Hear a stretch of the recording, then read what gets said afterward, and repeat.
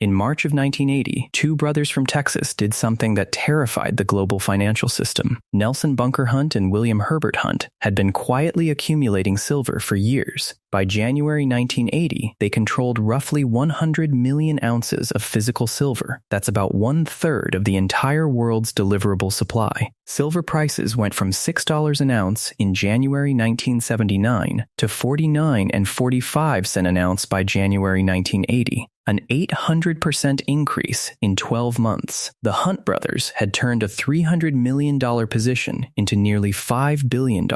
They were on their way to cornering the entire global silver market. And then, on a single day, March 27, 1980, a day that would later be called Silver Thursday, the rules changed. The COMEX exchange, the major commodities exchange in New York, held an emergency meeting. They implemented something called Silver Rule 7. Suddenly, you could only liquidate positions. You couldn't buy. You could only sell. The Hunt brothers, who had leveraged their position with borrowed money, got margin calls they couldn't meet. Within weeks, silver crashed from $49 to $10. The Hunts lost everything. They filed for bankruptcy. Their fortune gone. Their silver empire destroyed. But here's what nobody talks about. Here's the part of the story that should make you extremely uncomfortable about what's happening right now in 2026. The banks that lent money to the Hunts, they got bailed out. The people who took the other side of the Hunt brothers trades, many of them made fortunes. And the same institutions that changed the rules to destroy the Hunts have spent the last 40 years doing something remarkably similar, except this time, they're the ones accumulating. I'm telling you this because the same pattern is happening right now. And if you own gold instead of silver, or if you own paper silver instead of physical, you need to understand exactly who's on the other side of your trade. My name is Bald, and I spend way too much time reading SEC filings, COMEX delivery reports, and bank position statements that most people will never look at. If you're someone who feels like the precious metals market doesn't make sense, like the prices don't match the fundamentals, and like there's something you're not being told, make sure to hit that subscribe button and give this video a thumbs up if it helps you out. By the end of this video, you'll understand the exact mechanism banks use to suppress silver prices while accumulating physical metal. You'll see why your financial advisor pushes gold but never mentions silver, and you'll know the specific ratio that tells you whether you're positioned for what's coming or positioned to get crushed. But first, let me take you inside what's actually happening in the silver market right now, because what I'm about to show you is so brazen, so openly documented, and so completely ignored by mainstream financial media that you'll wonder how everyone isn't talking about this.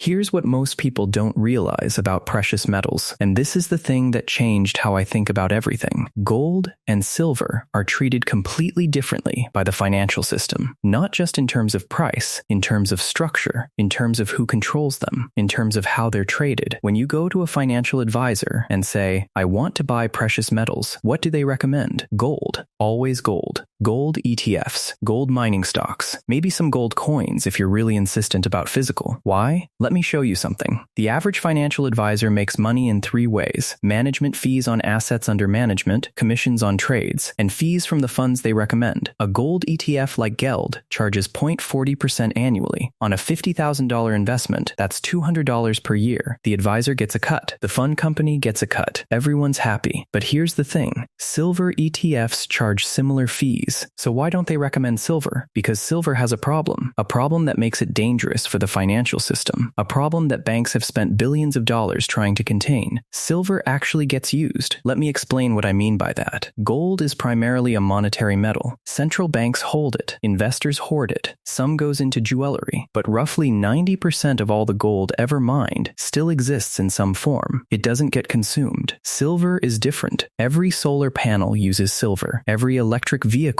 uses silver. Every smartphone uses silver. Every computer uses silver. Every medical device, every circuit board, every industrial process that requires the highest electrical and thermal conductivity, silver. And here's the kicker. Most of it doesn't get recycled. It's used in such small quantities per device that recovering it isn't economical. So it's gone, consumed. disappeared into landfills. Right now, industrial demand consumes about 60% of annual silver production. That's roughly 600 million ounces per year that just vanishes from the supply. But the price of silver? It's barely moved. In 1980, silver hit $49 an ounce. Adjusted for inflation, that's $180 in today's dollars. Right now, silver is trading around $80 an ounce. So let me get this straight. We're consuming more silver than ever in human history. Solar panel installations are growing at 15% per year. Electric vehicle production is exploding. Industrial demand is at all-time highs, and the price is 83% below its inflation-adjusted peak. Does that make sense to you? Because it shouldn't. Now you might be thinking, okay, Bald, but maybe there's just a lot of silver. Maybe supply has increased to meet demand. Let me show you why that's not what's happening. The silver mining industry has a problem. Most silver doesn't come from primary silver mines. About 70% of silver production comes as a byproduct of mining other metals: copper, lead, zinc, gold. So when those commodity prices drop, silver production drops, even if silver prices are high. And here's what's happening right now. The world's major silver deposits are exhaust. Mexico, Peru, China, the top 3 silver producers, are all reporting declining ore grades and increasing production costs. New silver mine discoveries have basically stopped. The last major silver discovery was in 2015. Since then, nothing of significance. So we have increasing industrial demand, decreasing mining supply, inventory drawdowns at 40-year lows, and a price that barely moves. Something doesn't add up. And when something doesn't add up in financial markets, you need to ask a simple question: who benefits from this not adding up? Let me show you how this actually works,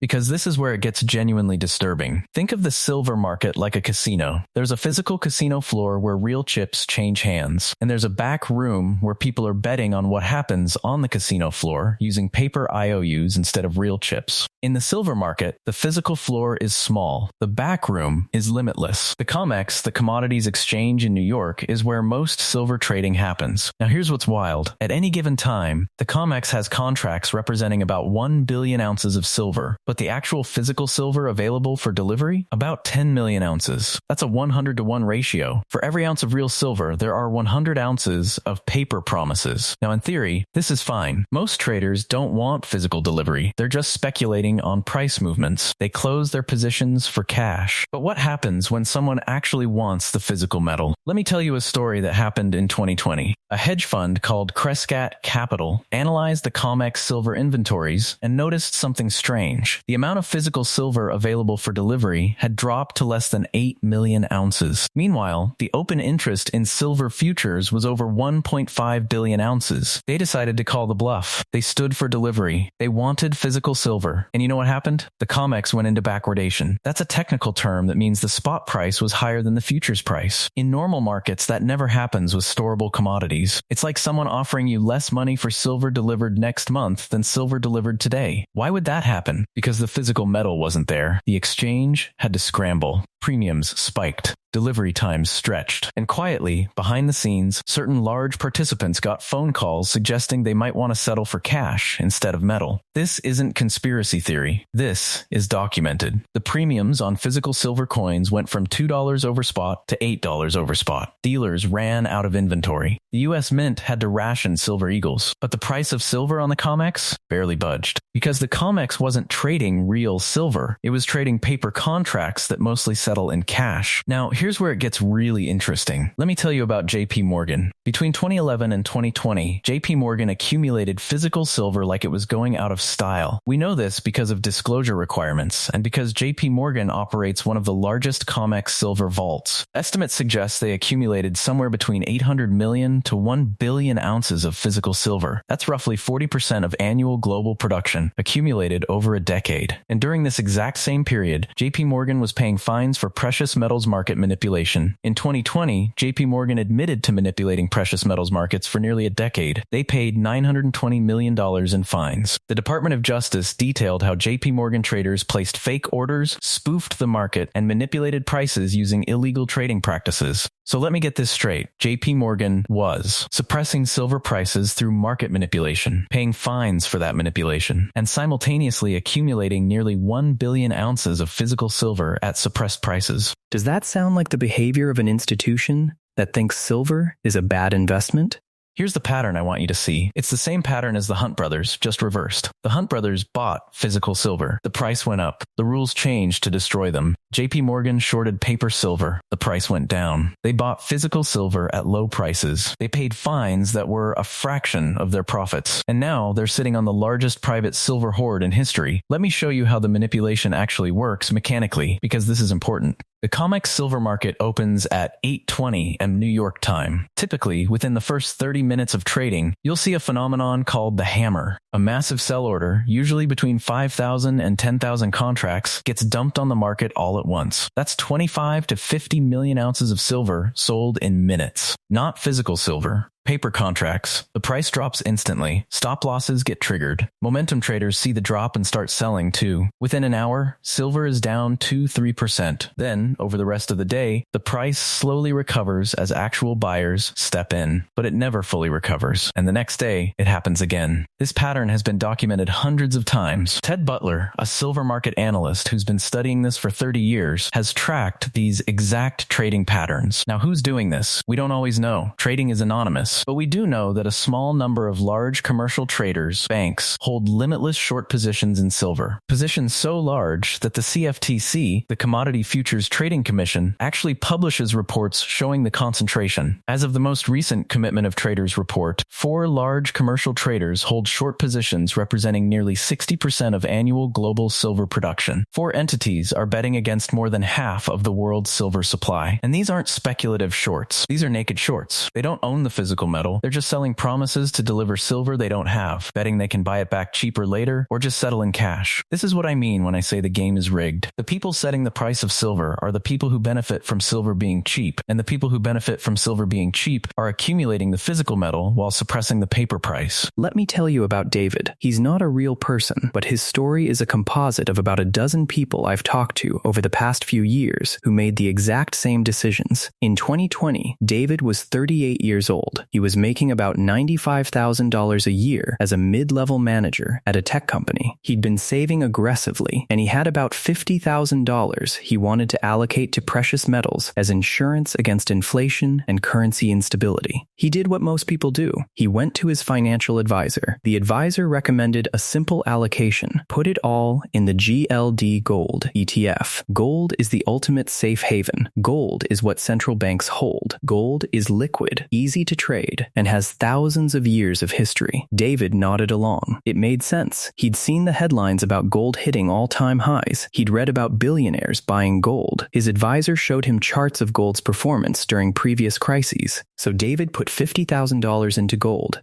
at an average price of about $1,800 per ounce. That gave him exposure to about 27.7 ounces of gold. Now, David had a coworker named Hazel. Same age, similar income, similar concerns about the economy. But Hazel didn't use a financial advisor. She'd been reading about silver online. She'd seen the industrial demand data. She'd read about the silver shortage in 2020 when coin dealers ran out of inventory. She took her $50,000 and bought physical silver at about $24 per ounce. That gave her roughly 2,083 ounces of silver after premiums and costs. Let's fast forward to today, early 2026. David's gold position, bought at $1,800. Current price, $4,300. Value, $119,110. Gain, $69,010, 138%. Not bad, right? A 138% gain over 5 years. David feels pretty good about that. His advisor tells him gold's doing exactly what it's supposed to do, preserving wealth, growing steadily, acting as a hedge. Hazel's silver position, bought at $24 Oz, average including premium. Current price, $80. Value, $166,640. Gain, $116,633%.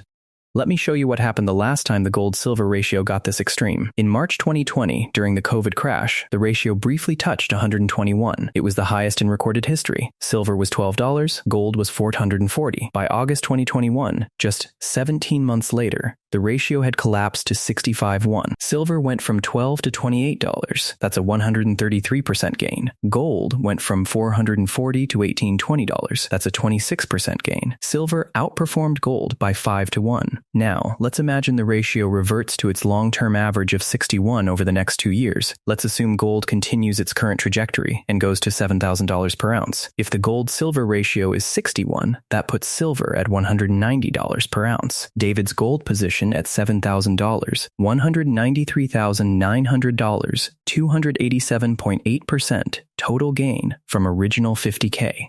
Hazel's silver position at $190, $345,770, 691.5% total gain from original 50K. Suddenly, Hazel's worse investment becomes the better investment, but it gets even more interesting. David's financial advisor takes 1% annually as a management fee. Over 5 years, that's about $3,600 in fees. Over the next 5 years, as the position grows, it'll be even more. Hazel owns physical silver, no management fees, no counterparty risk, no advisor taking a cut. And here's the kicker, the part that should make you angry. David's advisor knew about the gold-silver ratio. He knew silver was historically cheap. He knew industrial demand was growing, but recommending silver doesn't benefit him. Silver requires client education. Silver is more volatile. Silver doesn't have the same OM-friendly ETF structures that generate steady fees, so he recommended gold. Not because it was the best choice for David, because it was the easiest choice for him. Now let me show you the specific number you need to watch, because this is where the math becomes really clear. The gold to silver ratio is simple. You take the price of 1 ounce of gold and divide it by the price of 1 ounce of silver. Right now, that's approximately $4,850 divided by $80 equals 60.6. What that means is you can trade 1 ounce of gold for 60.6 ounces of silver. Now, here's the question. Is that a good trade or a bad trade? To answer that, we need context. Let me show you the historical ranges. In ancient Rome, the ratio was set by law at 12 to 1. 12 ounces of silver equaled 1 ounce of gold. In 1792, when the United States established the dollar, the ratio was fixed at 15 to 1 by the Coinage Act. Throughout the 1900s, the ratio bounced between 30 to 1 and 80 to 1, with an average around 50 to 1. In 1980, during the Hunt brothers silver squeeze, the ratio briefly touched 17 to 1. Silver was relatively expensive. In 1991, the ratio hit 100 to 1. Silver was relatively cheap. In 2020, during COVID, it spiked to 120 to 1, the highest in recorded history. Right now, at 60.6, we're in the upper quartile of historical ranges. Silver is cheap relative to gold. But here's what makes this significant right now, in 2026. The fundamentals driving the ratio are different than they've ever been. In the past, both gold and silver were primarily monetary metals. They competed for the same use case. The ratio was driven by mining supply and monetary demand. Today, silver has diverged. It's become an industrial metal with monetary properties, and the industrial demand is structural, not cyclical. Let me explain what I mean by that. The green energy transition isn't optional. Governments around the world have committed to net zero carbon emissions by 2050. That requires massive solar panel deployment. Each panel uses 0.66 ounces of silver. Electric vehicle production. Each EV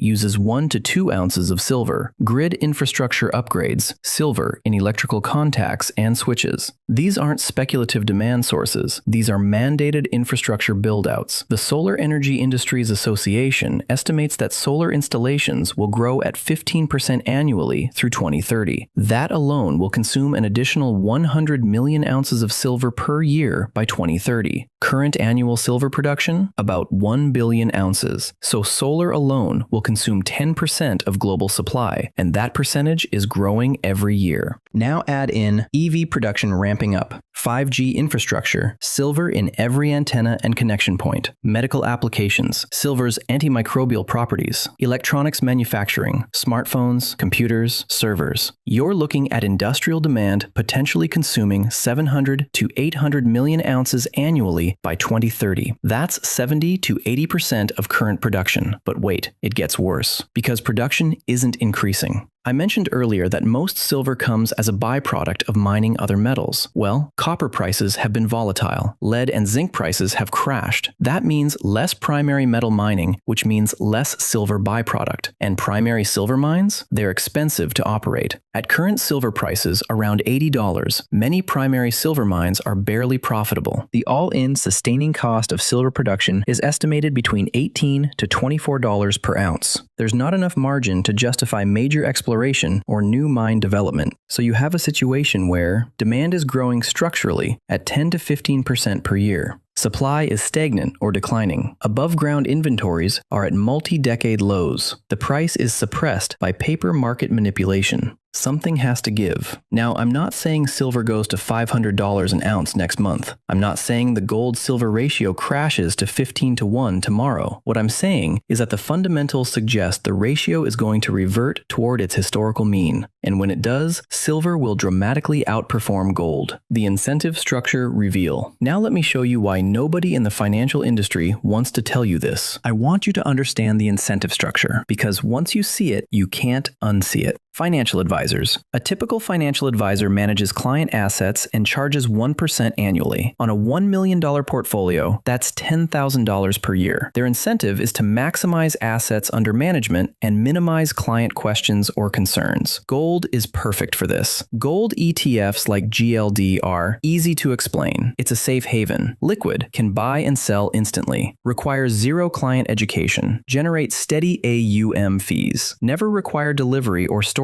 conversations. Silver is annoying for this model. Silver requires explaining the industrial versus monetary demand split, discussing the paper versus physical market, educating about the gold-silver ratio, potentially dealing with physical delivery and storage, answering client questions about volatility. From a business efficiency perspective, why would they recommend silver? It's more work for the same fee. Banks. Banks make money on the spread, the difference between the buy price and sell price. They also make money trading their own capital. With gold, the spreads are tight. Liquidity is enormous. The market is mature. With silver, they can make vastly more money through manipulation. Here's how. 1. Short massive amounts of paper silver on the COMEX. 2. Drive the price down through coordinated selling. 3. Buy physical silver at suppressed prices. 4. Cover short positions at profit. 5. Hold physical silver for long-term appreciation. JPMorgan paid $920 million in fines for doing exactly this. But how much did they make? If they accumulated 1 billion ounces of silver at an average price of $15, that's $15 billion. At $80 today, that's $80 billion. That's an $80 billion profit. The $920 million fine was just the cost of doing business. A 6% tax on a $15 billion gain. Does that sound like a deterrent to you? The exchanges. COMEX. The COMEX makes money on trading volume. They charge fees per contract traded. They have zero incentive to force physical delivery. Physical delivery is expensive, logistically complex, and reduces trading volume. Their incentive is to keep the market as a cash-settled paper trading system. As long as 99% of contracts settle in cash, they can keep the fractional reserve system going, 100 paper ounces for every 1 physical ounce. The moment significant numbers of traders start demanding physical delivery, the system breaks, inventories drain, delivery delays happen, backwardation appears, and trust in the exchange evaporates. So what does the COMEX do? They make physical delivery as inconvenient as possible. Large contract sizes, 5,000 ounces minimum, complex delivery procedures, limited delivery months, warehouse fees and requirements, subtle pressure to settle in cash instead. The mining companies. You'd think silver miners would want higher prices, right? Here's the problem. Many silver mining executives are compensated based on production targets and operational metrics, not stock price. And here's the bigger problem. Many silver miners are hedged. They've sold forward production at fixed prices to secure financing. If silver prices spike, they actually lose money on their hedge positions even as they produce more valuable metal. So mining companies have a perverse incentive to not advocate loudly for higher silver prices. Doing so might trigger their hedge counterparties to force delivery, which could cause operational problems. The government. Governments around the world prefer gold over silver for a simple reason: control. Central banks hold gold. They don't hold silver. If silver becomes a competing monetary asset, it dilutes their control over the monetary system. Gold is manageable. There's only about 200,000 tons of above-ground gold, most of it in central bank vaults or known private hands. Silver is distributed. It's in attics, in coin collections, in industrial applications, scattered across millions of holders worldwide. If silver remonetizes, governments lose control over that monetary vector. They can't confiscate it all like they did with gold in 1933. It's too spread out. So governments have an incentive to keep silver as an industrial commodity, not a monetary asset. Do you see the pattern? Every major player in the system, advisors, banks, exchanges, miners, governments, has an incentive to either ignore silver or suppress it. The only entities who benefit from higher silver prices are individual investors who hold physical, small mining companies without hedges, industrial users who've locked in long-term supply. They benefit from shortage, not price. That's it. That's the list. Everyone else benefits from the status quo. From keeping silver at $30 instead of $60, from keeping the ratio at 86-1 instead of 50-1, from keeping you in gold ETFs instead of physical silver. And this is why I'm making this video, because the information asymmetry is massive. The banks know what they're doing. JPMorgan knows. The other three major shorts on the COMEX know. But retail investors? They're being told gold is the safe choice. They're being told silver is too volatile. They're being told the ratio doesn't matter. Meanwhile, the smart money is accumulating physical silver at suppressed prices, waiting for the day when industrial demand overwhelms supply and the paper market breaks. So what does this actually mean for you, and what can you do about it? Let me give you the specific action steps, not rough advice about diversification. Concrete, implementable moves you can make this week. Step 1. Check your portfolio's gold-silver ratio. Right now, take out a piece of paper. Write down how many ounces of gold you own, or gold equivalent, in ETFs, how many ounces of silver you own, or silver equivalent, in ETFs. Divide gold by silver. If you own 10 ounces of gold equivalent and 200 ounces of silver equivalent, your personal ratio is 21. Most people's ratio is infinity because they own 0 silver. My ratio right now is 70-30 gold to silver by value. That's about a 51-1 ratio. Given that the market ratio is 86-1, I'm overweight silver relative to the market. Your ideal ratio depends on your risk tolerance, but if you own precious metals and have 0 silver, you're missing the asymmetric opportunity. Step 2. Understand industrial demand versus investment demand. Silver's investment demand is cyclical. It comes and goes with market sentiment. Silver's industrial demand is structural. It's growing regardless of investor sentiment because of technological and regulatory drivers. This means silver has a floor that gold doesn't have. Even if investment demand crashes, industrial demand will absorb 600+ million ounces per year. That structural demand is your margin of safety. Step 3. Physical versus paper exposure. Here's my rule. If you're holding precious metals for crisis protection or monetary insurance, you need physical. Period. ETFs are fine for trading or for portions of large portfolios where storage is impractical, but they have counterparty risk. In a real crisis, a financial system breakdown, a bank holiday, a currency reset, you want metal you can hold, not a claim on metal held by a custodian who might face redemption limits. For silver specifically, I recommend 70% or more in physical or RAR, 30% or less in ETFs like SELV if you need quiddity. Do not use SLV. SLV has clauses allowing cash settlement. SELV is fully backed and audited with options for physical redemption. Step 4. Storage and liquidity considerations. Physical silver has a problem. It's bulky. 500 ounces of silver is about 35 pounds. It takes up space. Solutions. Under 10K, home safe, bolted down. 10K, 50K, bank safe deposit box or home safe with insurance rider. Over 50K, consider vault storage services Brinks, Delaware Depository, etc. For liquidity, keep some in easily divisible forms. Don't buy all 100 Oz bars. Step 5. Position sizing based on portfolio percentage. Here's my framework.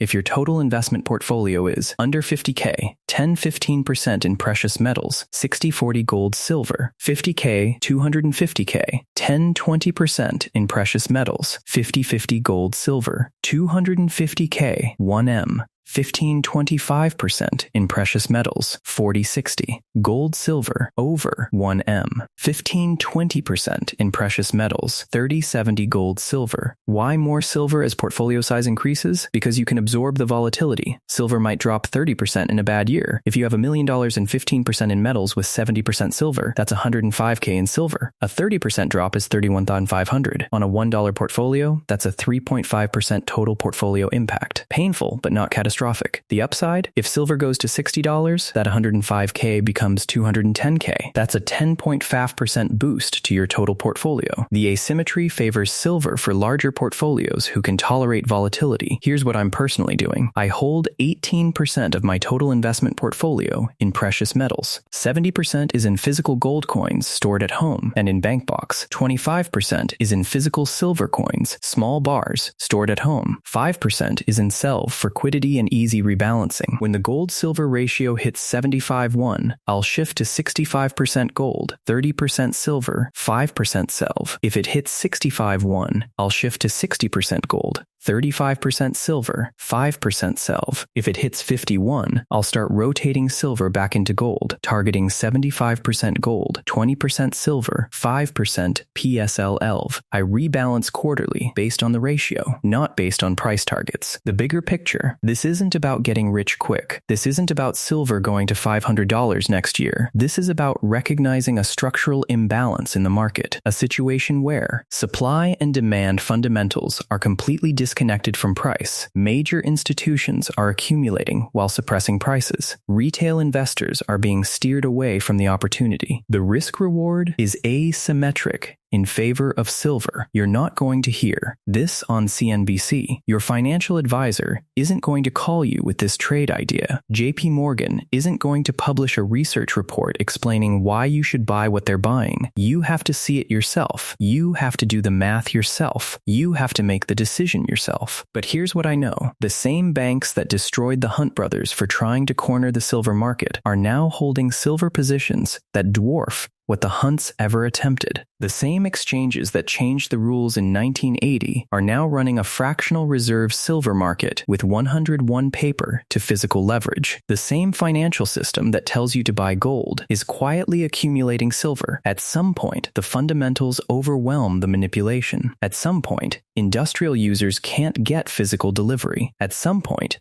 the paper market breaks. I don't know when that happens. Could be next year, could be 5 years from now, but I know I'd rather be positioned for it than caught without a chair when the music stops. If this changed how you think about precious metals, do me a favor, hit that subscribe button so you don't miss future videos where I break down markets that don't make sense, and drop a comment below with your current gold to silver ratio. Are you 100% gold, 50-50, all silver? I read every comment, and I'm genuinely curious where people are positioned right now, because here's the thing, the banks won't tell you what they're doing, but we can tell each other, and the more people who understand what's actually happening in the silver market, the harder it becomes for the manipulation to continue. Thanks for watching. I'll see you in the next one.